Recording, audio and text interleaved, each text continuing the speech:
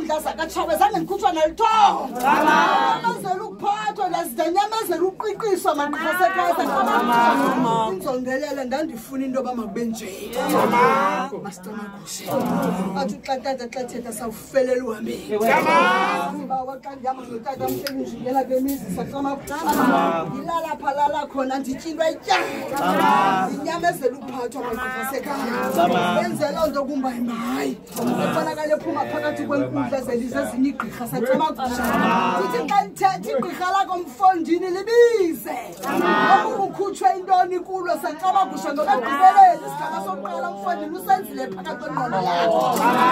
lento kubizwa thahla bakwandaye nongqungqusho hlaba ngokubeka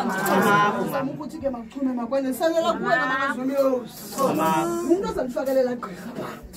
uzakwenza loo nto ibenziwe kuwe ke mhlekazi ngoba kaloku uthini umthaphe ekhaya siuqoqa usemncinci ufike zama ukuthi ke mntana mahlala muponi ndinikela kuwe sidlele sihle sacamagusha mntanam sacamagusha wenzele into yayenziwe kuwe wenzele isetyenzelwayo phakathi kwezinkundla sacamagusha zama ukuthi ke isalamambule undiphakele ukutya okuhle mfundini sacamagusha usile mali isitya sakho sicocekile sisihle sihamba ndasibuyisela kuwe sacamagusha